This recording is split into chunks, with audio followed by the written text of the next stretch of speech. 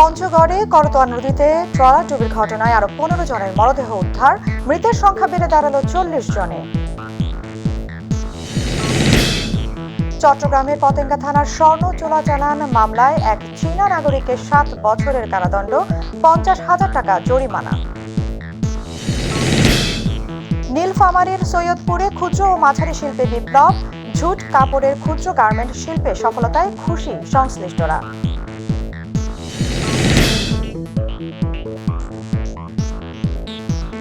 আসসালামু আলাইকুম, আমন্ত্রণ মাই টিভি জেলা সংবাদে। আপনাদের সাথে আছে আমি তামান্না নাহিদ খান।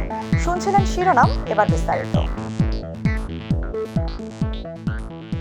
পঞ্চগড়ে করতোয়া নদীতে ট্রলার ডুবির ঘটনায় আরো 15 জনের মরদেহ উদ্ধার করা হয়েছে।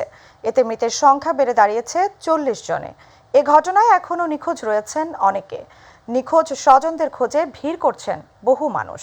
তাদের আহাজারি আর কান্নায় ভারী হয়ে আসছে করতোয়া নদী তীর। এদিকে আলো স্বল্পতায় রাতে উদ্ধার অভিযান স্থগিত থাকলেও সকাল থেকে আবার কাজ শুরু করেছে ফায়ার সার্ভিসের ডুবুরি দল। শামস তাবরেজ উচ্ছ্বাসের রিপোর্ট। পঞ্চগড়ের করতোয়া নদীতে নৌকাডুবির ঘটনায় দ্বিতীয় দিনের অভিযানে আরও 15 জনের মরদেহ উদ্ধার করা হয়েছে। এদিকে নিহতের সংখ্যা বেড়ে 40 জনে দাঁড়িয়েছে। এখনও নিখোঁজ অর্ধশতাধিক।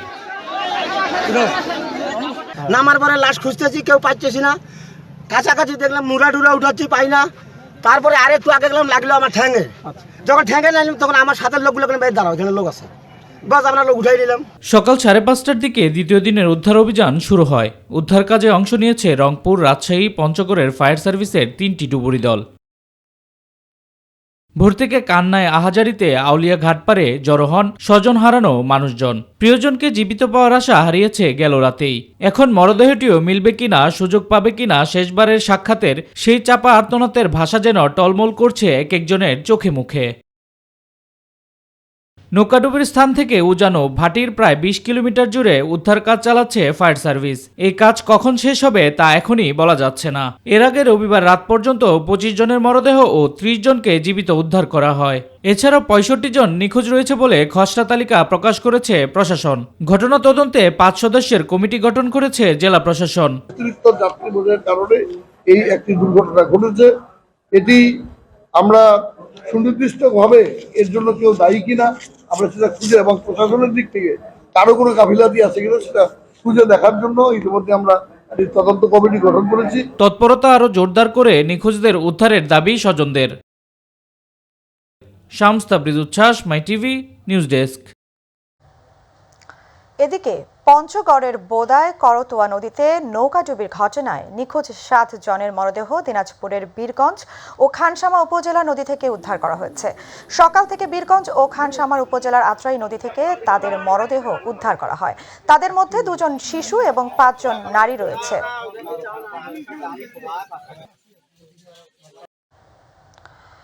এখনো যারা বলে পাকিস্তান ভালো ছিল, তাদের দাঁত ভাঙা জবাব দেওয়ার পাশাপাশি 20 দাঁত উপড়ে ফেলতে হবে বলে মন্তব্য করেছেন মুক্তিযুদ্ধ বিষয়ক মন্ত্রী আকম মোজাম্মেল হক।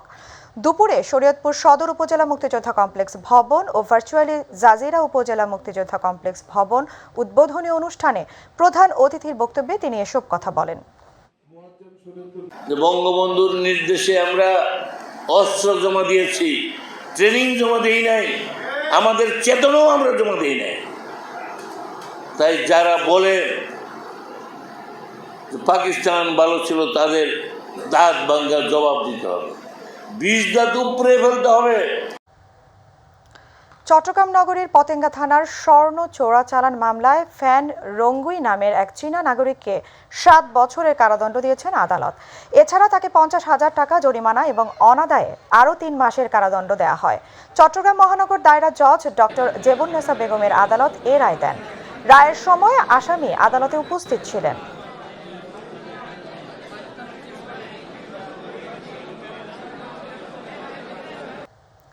নোয়াখালীতে 8ম শ্রেণীর এক স্কুল ছাত্রী অদিতা হত্যাকাণ্ডের ঘটনার রেশ কাটতে না কাটতে এবার 6ষ্ঠ শ্রেণীর এক ছাত্রীকে স্কুল থেকে বাড়ি ফেরার পথে গলায় ছুরি দিয়ে আঘাত করেছে বখাটে যুবক। গুরুতর অবস্থায় তাকে রবিবার নোয়াখালী জেনারেল হাসপাতালে ভর্তি করা হয়। এ ব্যাপারে সুধারাম থানার ভারপ্রাপ্ত কর্মকর্তা আনোয়ারুল ইসলাম বলেন, বিষয়টি নিয়ে কাজ চলছে, খুব দ্রুত ব্যবস্থা নেওয়া হবে।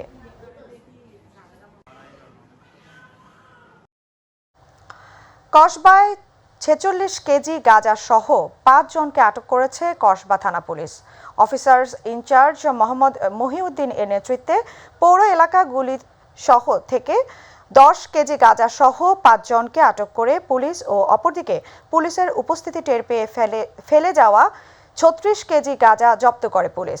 কসবা থানা অফিসার বলেন, মাদক আইনে তাদের বিরুদ্ধে মামলা হয়েছে এবং মাদক বিরোধী অভিযান অব্যাহত থাকবে। নড়াইলে জেলা পরিষদ নির্বাচনে প্রতীক বরাদ্দের সময়ে জেলা প্রশাসকের হলরুমে হামলা ভাঙচুরের ঘটনা ঘটেছে।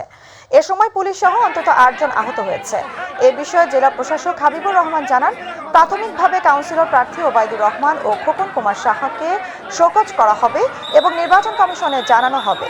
স্বতন্ত্র চেয়ারম্যান প্রার্থী সৈয়দ ফয়জুল আমির লিটুর সমর্থকদের ওপর হামলা ও হলরুমের চেয়ার ভাঙচুরের বিষয়ে প্রার্থী যদি লিখিত অভিযোগ করে তাহলে বিধি অনুযায়ী প্রয়োজনীয় ব্যবস্থা গ্রহণ করা হবে বলে তিনি জানান।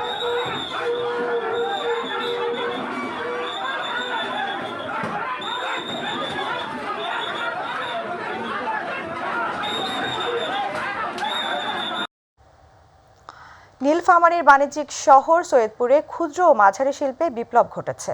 এর মধ্যে সবচেয়ে সাফল্য অর্জন করেছে ঝুট কাপড়ের ক্ষুদ্র গার্মেন্ট শিল্প। এর ফলে ভাগ্যের পরিবর্তন ঘটেছে নীলফামারীর সৈয়দপুর শহরের প্রায় 2 সহস্রাধিক পরিবারের। দেশের বাজার দখল করে এসব পোশাক এখন যাচ্ছে ভারত, নেপাল ও ভুটানে। নীলফামারী প্রতিনিধি আজিজুল ইসলাম বুলুর রিপোর্ট, জানাচ্ছেন SM হামিম।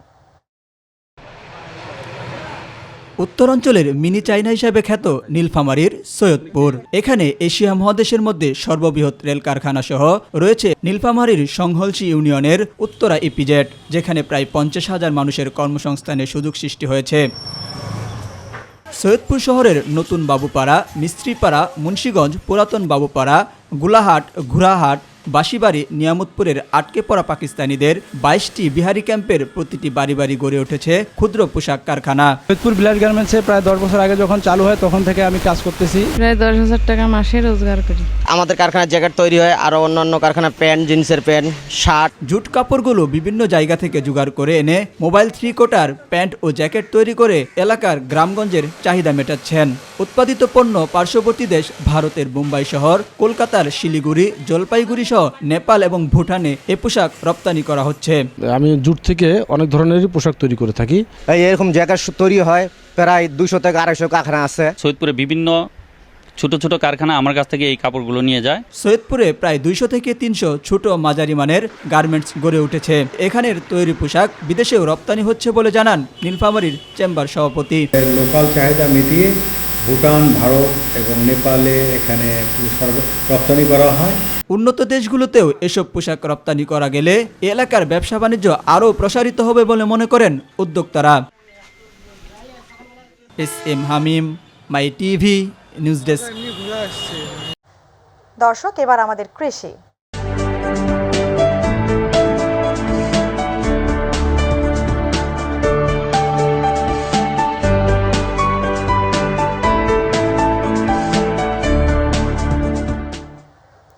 সিরাজগঞ্জে 195টি পরিবারের মাঝে ফলদ বৃক্ষের চারা এবং 72 জন মাকে 5টি করে মুরগি সহ খাদ্য বিতরণ করা হয়েছে।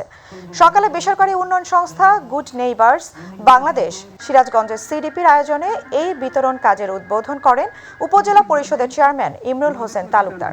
আরও বক্তব্য রাখেন উপজেলা নির্বাহী কর্মকর্তা তৃপ্তি কণা মণ্ডল, খুরকা ইউনিয়ন পরিষদের চেয়ারম্যান জিল্লুর রহমান।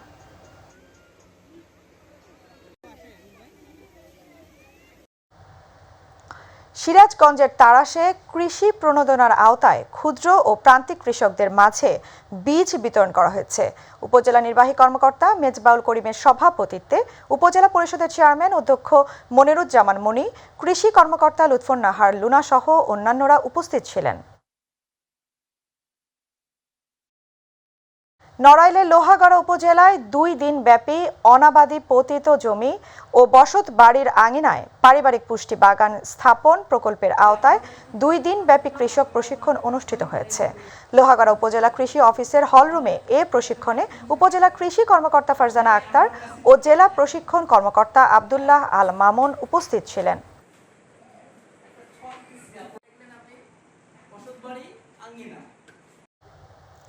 কুড়িগ্রামে বেলে দোআঁশ মাটিতে মাল্টা চাষ করে সফল হয়েছেন এক উদ্যোক্তা। গেল ৩ বছরে তিলে তিলে গড়ে তুলেছেন ৭.৫ একর মাল্টার বাগান। মাল্টা চাষের এমন সফলতা প্রেরণার উৎস হচ্ছে অনেক যুবকেরই। প্রতিনিধি আশরাফুল হক রুবেলের রিপোর্ট, জানাচ্ছেন শামস তাবরিজ উচ্ছ্বাস। সদ্য উদ্ভিদ বিভাগে স্নাতক ডিগ্রি নেয়া আবু হায়দার ২০১৮ সালে কুড়িগ্রামের মুক্তারামে পৈতৃক ২ একর জমিতে সাইট্রাস জাতের মাল্টাসহ মিশ্র বাগান গড়ে তোলেন। এর ১ বছর পর আয় করে ৫০,০০০ টাকা। পরবর্তীতে বাগানের পরিধি বাড়িয়ে আয় বেড়ে দাঁড়ায় ১,৫০,০০০ টাকায়। চলতি বছর ৩,০০০ বাগানে মাল্টা ধরেছে। এতে রায়হানের স্বপ্ন পূরণের পাশাপাশি হাতছানি দিচ্ছে আর্থিক সমৃদ্ধির।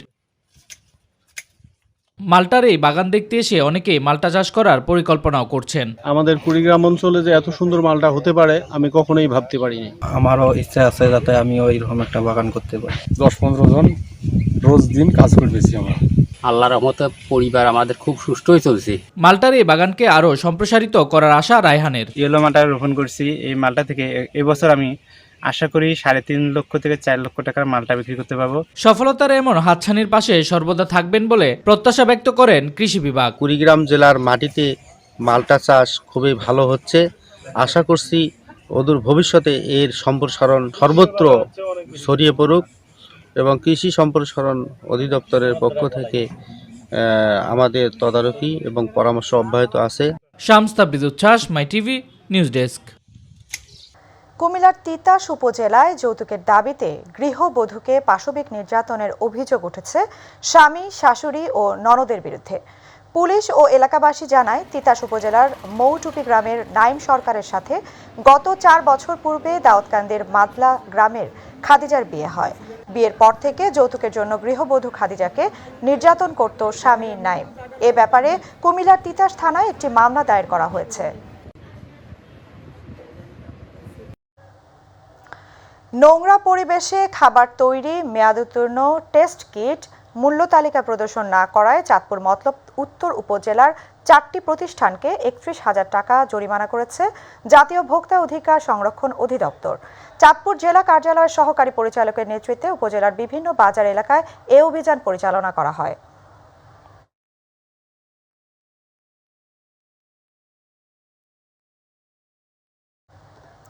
সিরাজগঞ্জের বেলকুচি উপজেলার সদর ইউনিয়নের ছোট বেড়া খারুয়া বাজার ও বেলকুচি পূর্বপাড়া গ্রামে অবৈধভাবে লাইসেন্স ছাড়া সার মজুত করায় 3 সার ব্যবসায়ীকে ভ্রাম্যমাণ আদালতে মোট ৩৫,০০০ টাকা জরিমানা করা হয়েছে। ভ্রাম্যমাণ আদালত পরিচালনা করেন উপজেলা নির্বাহী কর্মকর্তা ও executive magistrate Anisur Rahman. Cancer প্রতিরোধে খাদ্য অভ্যাস নিয়ন্ত্রণ, নিয়মানুবর্তী জীবনযাপনে ৬০% ক্যান্সার রোগ নিয়ন্ত্রণ করা সম্ভব বলে মন্তব্য করেছেন বিশ্বের বিভিন্ন দেশের বিশেষজ্ঞ চিকিৎসকরা। আজ চট্টগ্রাম ক্লাবে আয়োজিত ক্যান্সার ক্যাম্প উদ্বোধনী অনুষ্ঠানে এসব কথা বলেন দক্ষিণ এশিয়ার ক্যান্সার বিশেষজ্ঞরা। Delhi Rajiv Gandhi cancer institute and research সেন্টারের ডক্টর রিয়াজ আহমেদ ও ডক্টর সৌরূপা মিত্র ক্যান্সার প্রতিরোধ ও নিয়ন্ত্রণে তাদের গবেষণা উপস্থাপন করেন। বরিশালের গৌর নদীতে শারদীয় দুর্গাপূজা উপলক্ষে পূজা মণ্ডপ সমূহের নিরাপত্তা নিশ্চিতে আইন শৃঙ্খলা কমিটির বিশেষ সভা অনুষ্ঠিত হয়েছে। উপজেলা প্রশাসনের আয়োজনে সকালে শহীদ সুকান্ত বাবু হলরুমে আলোচনা সভায় উপজেলা নির্বাহী কর্মকর্তা বিপিন চন্দ্র বিশ্বাসের সভাপতিত্বে অনুষ্ঠানে বক্তব্য রাখেন উপজেলা পরিষদের চেয়ারম্যান সৈয়দা মনিরুন নাহার মেরি, পৌর মেয়র হারিসুর রহমান, মডেল থানার ভারপ্রাপ্ত কর্মকর্তা আফজাল হোসেন। টাঙ্গাইলের ধনবাড়িতে শারদীয় দুর্গাপূজা উদযাপন উপলক্ষে উপজেলা প্রশাসনের আয়োজনে প্রস্তুতি সভা অনুষ্ঠিত হয়েছে। সকালে ধনবাড়ি উপজেলা হলরুমে উপজেলা নির্বাহী কর্মকর্তা আসলাম হোসাইনের সভাপতিত্বে প্রস্তুতি সভা অনুষ্ঠিত হয়। অনুষ্ঠানে বক্তব্য রাখেন উপজেলা পরিষদের চেয়ারম্যান হারুনুর রশিদ হীরা, ধনবাড়ি পৌর মেয়র মোহাম্মদ মনিরুজ্জামান বকুল, থানার ভারপ্রাপ্ত কর্মকর্তা চান মিয়া, উপজেলা পূজা উদযাপন পরিষদের সভাপতি তাপস কুমার দেব সহ অন্যান্যরা। নোয়াখালীতে শারদীয় দুর্গাপূজাকে সামনে রেখে প্রশাসন, জনপ্রতিনিধি ও ধর্মীয় নেতাদের অংশগ্রহণে সম্প্রীতি সভা অনুষ্ঠিত হয়েছে। দুপুরে পৌরসভার উদ্যোগে এ সম্প্রীতি সভা আয়োজন করা হয়। সভায় পৌর এলাকার বিভিন্ন মসজিদের ইমাম, মুয়াজ্জিন, মন্দিরের পুরোহিত, গির্জা যে কোনো ধর্মীয় উৎসবে সাম্প্রদায়িক সম্প্রীতি রক্ষার অঙ্গীকার করেন। সভায় প্রধান অতিথির বক্তব্য রাখেন জেলা প্রশাসক দেওয়ান মাহবুবুর রহমান। বিএনপি জামায়াত জোটের আন্দোলনের নামে বিশৃঙ্খলা সৃষ্টি, ভাঙচুর ও সন্ত্রাসীমূলক কর্মকাণ্ডের প্রতিবাদে চট্টগ্রাম মহানগর যুবলীগ নেতা ইঞ্জিনিয়ার আবু মোহাম্মদ মহিউদ্দিনের উদ্যোগে বিক্ষোভ মিছিল ও প্রতিবাদ সমাবেশ অনুষ্ঠিত হয়েছে। নগরের কাজীর দেউরি থেকে বিক্ষোভ মিছিলটি শুরু হয়ে জামাল খান চেরাগি পাহাড় মোড় প্রদক্ষিণ করে চট্টগ্রাম প্রেস ক্লাবের সামনে বিক্ষোভ সমাবেশ মিলিত হয়। সমাবেশে অন্যান্যের মধ্যে বক্তব্য রাখেন মহানগর যুবলীগের নেতা ইকবাল হোসেন জুয়েল, মাকসুদুর রহমান মাসুদ সহ আরও অনেকে। টাঙ্গাইলের নাগরপুরে উপজেলার নবনির্মিত সরকারি প্রাথমিক বিদ্যালয় ভবন উদ্বোধন করা হয়েছে। সকালে নবনির্মিত গয়হাটা শহীদ শামসুদ্দিন সরকারি প্রাথমিক বিদ্যালয় উদ্বোধন করেন টাঙ্গাইল ৬ আসনের সংসদ সদস্য আহসানুল ইসলাম টিটু। এ সময় উপস্থিত ছিলেন উপজেলা নির্বাহী কর্মকর্তা ওয়াহিদুজ্জামান, উপজেলা ভাইস চেয়ারম্যান হুমায়ুন কবির সহ আরও অনেকে। গাজীপুরে গরিব অসহায় মানুষদের ফ্রি মেডিকেল সেবা দেওয়া হয়েছে। বাংলা বাজার এলাকায় হেলথ কেয়ার হাসপাতালের প্রতিষ্ঠা বার্ষিকী উপলক্ষে দুস্থ ও গরিব অসহায় মানুষের চিকিৎসা সেবায় রক্ত ও ডায়াবেটিস সহ বিভিন্ন রোগের পরীক্ষা করা হয়। এছাড়া বিনামূল্যে ওষুধ বিতরণ করা হয়। হাসপাতালের পরিচালক কামরুজ্জামান খান বাপ্পির সভাপতিত্বে প্রধান অতিথি ছিলেন গাজীপুর মহানগর যুবলীগের আহ্বায়ক কামরুল আহসান সরকার রাসেল, নাজিম উদ্দিন চেয়ারম্যান, সাবেক কাউন্সিলরদের হাসান সহ আরও অনেকে উপস্থিত ছিলেন। সংস্কারের পর ব্রাহ্মণবাড়িয়ার নবীনগর উপজেলার গণপাঠাগারের কার্যক্রমের উদ্বোধন করা হয়েছে। সকালে লাইব্রেরিটির আনুষ্ঠানিকভাবে উদ্বোধন করেন উপজেলা নির্বাহী কর্মকর্তা ইকরামুল সিদ্দিক। এ সময় প্রেস ক্লাবের প্রতিষ্ঠাতা আবু কামাল খন্দকারের সঞ্চালনায় নবীনগর থানার ভারপ্রাপ্ত কর্মকর্তা সাইফুদ্দিন আনোয়ার, প্রেস ক্লাবের সভাপতি জালাল উদ্দিন মনির, সাবেক সভাপতি মাহবুব আলম লিটন সহ আরও অনেকে উপস্থিত ছিলেন।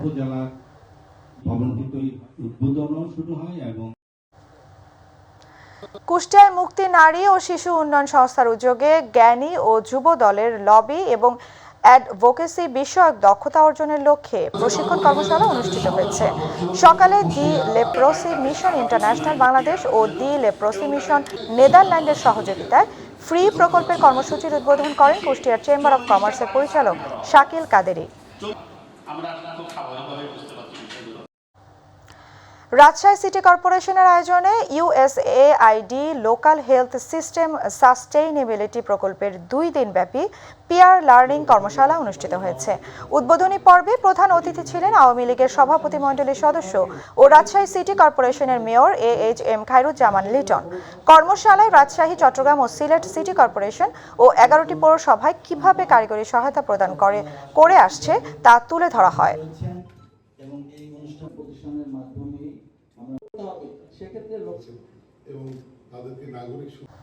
আগামী 17 অক্টোবর জেলা পরিষদ নির্বাচনে চাঁদপুরে চেয়ারম্যান পদে প্রতিদ্বন্দ্বিতা করবেন 2 জন প্রার্থী। সকালে জেলা প্রশাসক ও জেলা রিটার্নিং কর্মকর্তা কামরুল হাসান প্রার্থীদের প্রতীক বরাদ্দ দেন। এছাড়া 35 জন সাধারণ সদস্য ও 12 জন সংরক্ষিত সদস্যদের মাঝেও প্রতীক বরাদ্দ দেওয়া হয়। চাঁদপুর জেলা নির্বাচনী কর্মকর্তা মোহাম্মদ তোফায়েল হোসেন এবং জেলা প্রশাসক কার্যালয়ের নির্বাহী ম্যাজিস্ট্রেটগণ এ সময় উপস্থিত ছিলেন।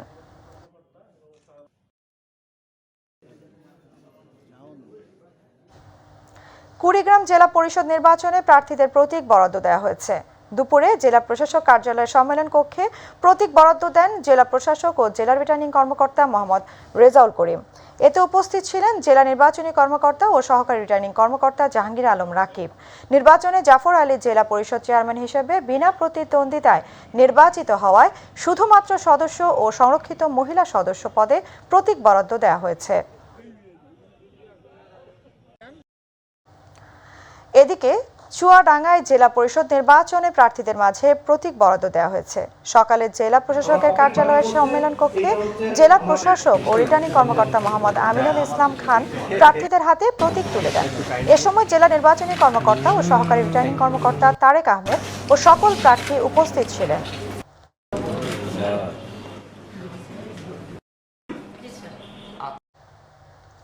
খুলনায় খাদ্য অধিদপ্তর হতদরিদ্রদের জন্য স্বল্প মূল্যে খাদ্যশস্য বিতরণ করা হয়েছে।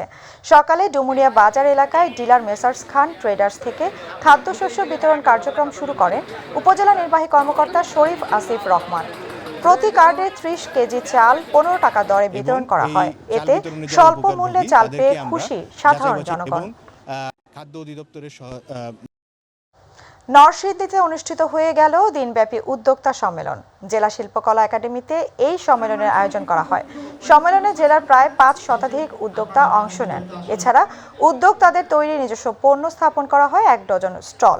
ফাউন্ডেশনের সভাপতি ইকবাল বাহার জাহিদের সভাপতিত্বে অনুষ্ঠানে বিশেষ অতিথি ছিলেন Narsingdi chamber of commerce and ইন্ডাস্ট্রিজের পরিচালক রফিকুল ইসলাম, জাকির হোসেন, জাতীয় ক্ষুদ্র ও কুটির শিল্প নরসিংদী শাখার সভাপতি রুস্তম আলী।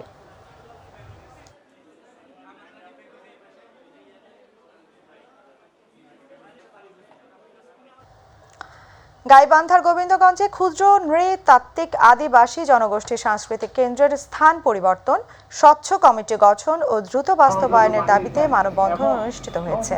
দুপুরে বাগদা বাজার মহাসড়কের পাশে পরগানা পরিষদের আয়োজনে শতাধিক নারী পুরুষের উপস্থিতিতে মানববন্ধনে বক্তব্য রাখেন কাটাবাড়ি স্কুল অ্যান্ড কলেজের অধ্যক্ষ সামিউল আলম রাসু, আদিবাসী নেতা চরণ মুর্মু ও গণেশ মুর্মু। আমাদের এই গোবিন্দগঞ্জের যে সাতক্ষীরা অঞ্চলের নদ নদী রক্ষার দাবিতে মানববন্ধন কর্মসূচি পালিত হয়েছে। সকালে প্রেস ক্লাবের সামনে দূষণ দখলমুক্ত প্রবাহমান নদী চাই স্লোগানকে সামনে রেখে শিক্ষা, সংস্কৃতি ও বৈচিত্র্য রক্ষার টিম এবং গবেষণা প্রতিষ্ঠান বার্ষিক এই মানববন্ধনের আয়োজন করে। মানববন্ধন কর্মসূচিতে বক্তব্য রাখেন জেলা নাগরিক কমিটির আহ্বায়ক আনিসুর রহমান, সদস্য সচিব আবুল কালাম আজাদ সহ অনেকে। সেই ধরনের এই কার্যক্রম বৈচিত্র্য টিম জামালপুরে 8টি পরিবারের চলাচলের রাস্তায় খুঁটি পুঁতে ও ঘর তুলে প্রতিবন্ধকতা সৃষ্টির অভিযোগ উঠেছে প্রতিবেশীর বিরুদ্ধে। এ ব্যাপারে থানায় অভিযোগ দায়ের করেছে ভুক্তভোগী পরিবার।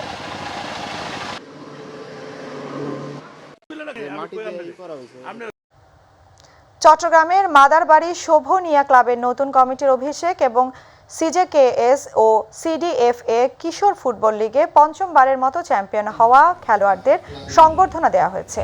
প্রধান অতিথি হিসেবে ক্লাবের নবনির্বাচিত কমিটিকে শপথ বাক্য পাঠ করান চট্টগ্রাম জেলা ক্রীড়া সংস্থার সাধারণ সম্পাদক আজম নাসির উদ্দিন। এ সময় কিশোর ফুটবল লিগের খেলোয়াড়দের মাঝে ক্রেস্ট ও ক্রীড়া সামগ্রী উপহার দেন জেলা ক্রীড়া সংস্থার কর্মকর্তারা।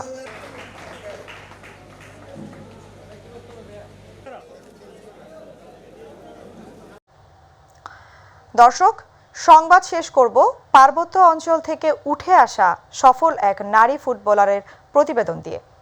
চুল তার কবেকার অন্ধকার বিদিশার নেশা, নারীর খোপায় গুজে দেয়া গোলাপ বা বেলি ফুলের মালা নিয়ে যুগে যুগে রচিত হয়েছে এমন নানা কবিতা। আর সেই চুলের বর্ণিল সাজে এক এক ম্যাচে ভিন্ন ভিন্ন রূপে ধরা দেন তারুণ্যের ভালোবাসার প্রতীক ফুটবলার ঋতুপর্ণা চাকমা। এম আরিফের রিপোর্ট।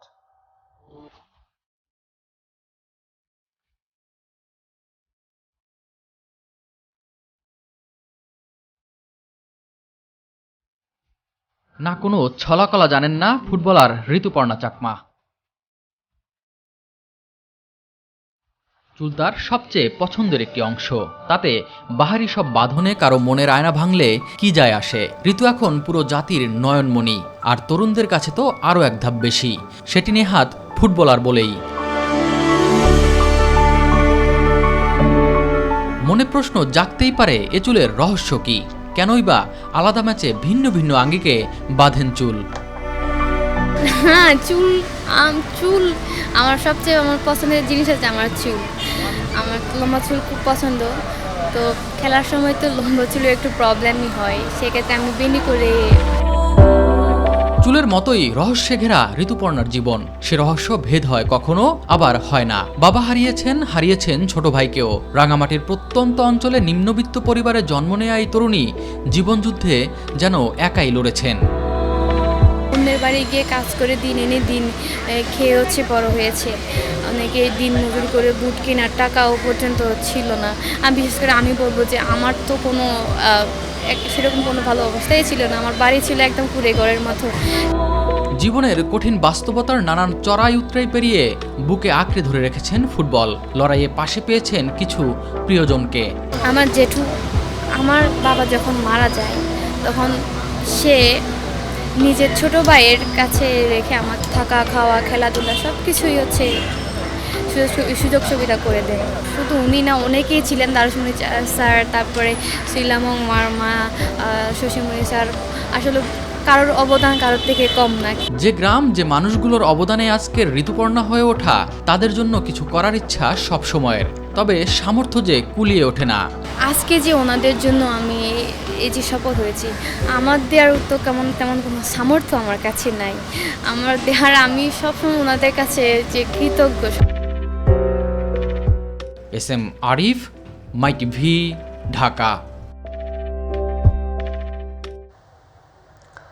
দর্শক, সংবাদের শেষ প্রান্তে আমরা যাবার আগে আরও একবার জানিয়ে দিচ্ছি সংবাদ শিরোনাম।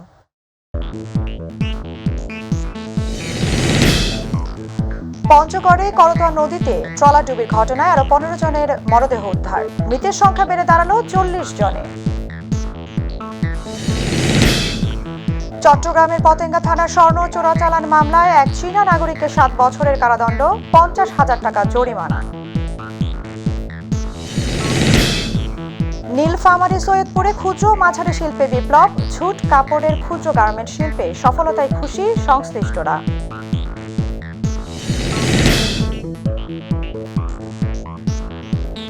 দর্শক, এতক্ষণ সঙ্গে থাকার জন্য ধন্যবাদ। আমাদের পরবর্তী সংবাদ দেখার আমন্ত্রণ জানিয়ে বিদায় নিচ্ছি। আল্লাহ হাফেজ।